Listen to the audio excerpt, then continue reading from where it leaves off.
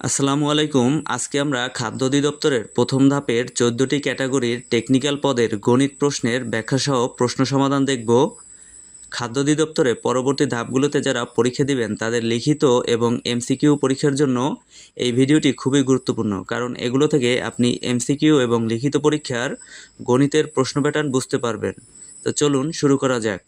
তো প্রথম প্রশ্ন, দুইটি ক্রমিক সংখ্যার গুণফল তাদের সমষ্টি অপেক্ষা 71 বেশি, সংখ্যা দুইটি নির্ণয় করুন। তো আমরা ধরি এখানে ক্রমিক সংখ্যা দুইটা, একটা হচ্ছে এক্স এবং আরেকটা হচ্ছে এক্স প্লাস ওয়ান। তাহলে আমরা এই দুইটা সংখ্যার গুণফল অর্থাৎ x into x plus one সমান সমান হচ্ছে সংখ্যা দুইটির যোগফল x into x plus one. এর থেকে অর্থাৎ সংখ্যা দুইটির গুণফল 71 বেশি, তাহলে আমরা এখান থেকে 71 মাইনাস করলাম, বা এটাকে যদি আমরা গুণ করি তাহলে আসতেছে x square plus x minus 71 সমান সমান আসতেছে 2x প্লাস ওয়ান। আমরা সবগুলো এক পাশে নিয়ে আসি, তাহলে আসতেছে এক্স স্কোয়ার, এখানে 2x আছে আর প্লাস এক্স আছে, তাহলে এখানে আসবে মাইনাস এক্স, এবং এখানে 71 যোগ বিয়োগ 71, তার মানে হচ্ছে বিয়োগ 1, তাহলে আসতেছে 72 সমান সমান 0, বা এক্স স্কোয়ার গুণ করলে 72 যোগ বিয়োগ করলে 1, তাহলে 9x প্লাস 8x মাইনাস 72 সমান সমান 0। এই দুটো থেকে কমন যাচ্ছে এক্স মাইনাস 9 এবং এখানে কমন যাচ্ছে 8, তাহলে এক্স মাইনাস 9 সমান সমান 0। তাহলে এক্স আসতেছে এক্স মাইনাস 9 এবং এক্স প্লাস 8 সমান সমান 0।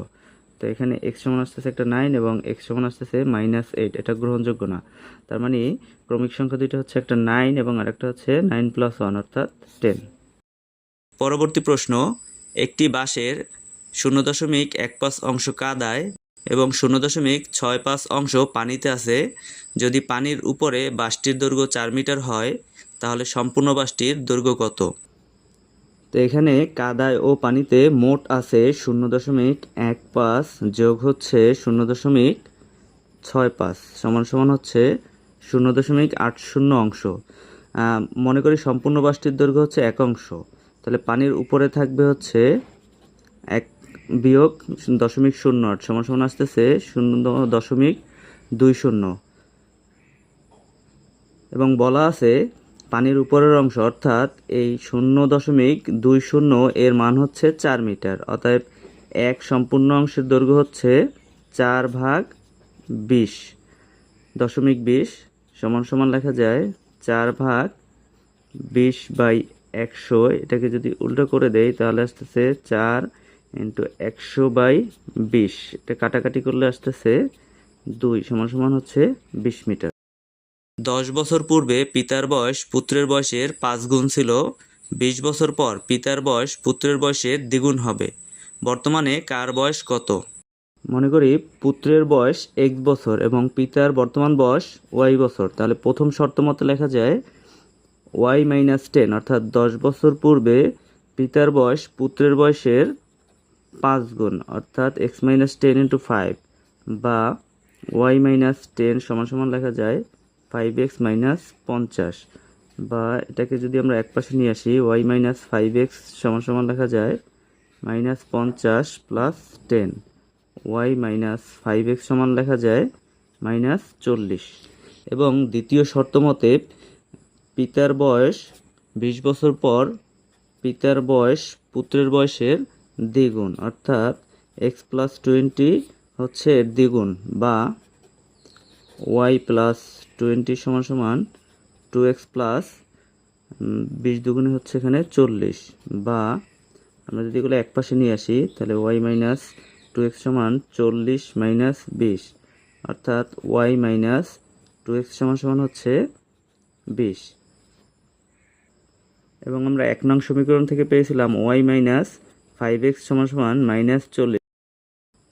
এই দুটো সমীকরণ আমরা বিয়োগ করে পাই, চিহ্ন পরিবর্তন করলাম, y কাটা যায়, তাহলে এখানে আসতেছে প্লাস 3x সমান সমান আসতেছে 16, বা x সমান আসতেছে 3 দিয়ে ভাগ দিলে আসতেছে 20, অর্থাৎ x এর মান হচ্ছে 20, অর্থাৎ পুত্রের বয়স হচ্ছে 20 বছর। এবং এখানে যদি আমরা x এর মান বসিয়ে দেই তাহলে আসতেছে এখানে হচ্ছে 20 দুগুণে হচ্ছে 40, তো মাইনাস 40 এপাশে নিয়ে নিলে হচ্ছে প্লাস 40, অর্থাৎ পিতার বয়স হবে 60 বছর। যদি a⁴ plus a² plus b⁴ সমান 3 হয় এবং a² plus ab plus b² সমান 3 হয়, তবে a² প্লাস b² এর মান কত?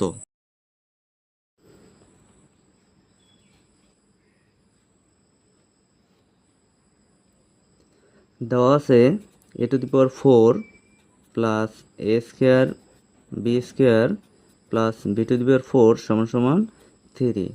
এটাকে আমরা ভেঙে লিখতে পারি a² এর হোল স্কোয়ার প্লাস 2ab, অর্থাৎ এখানে b হচ্ছে b² এর হোল স্কোয়ার। এখানে আমরা বেশি লিখলাম একটা a² b² সমান 3, বা এটাকে লেখা যায় a² plus b² whole square minus ab এর হোল স্কোয়ার সমান 3। এখন আমরা যদি a² মাইনাস b² এর সূত্র ভাঙাই তাহলে লেখা যায় a² plus ab plus b² এবং a² minus ab plus b² সমান হচ্ছে 3। তো এটার মান দেওয়া আছে হচ্ছে 3। এই 3টার পাশে নিয়ে নিলে আসতেছে a² minus ab plus b² সমান হচ্ছে 1। তো প্রশ্নে আরও দেওয়া আছে a² plus ab plus b² সমান হচ্ছে 3 এবং আমরা বের করলাম a² minus ab plus b² সমান 1।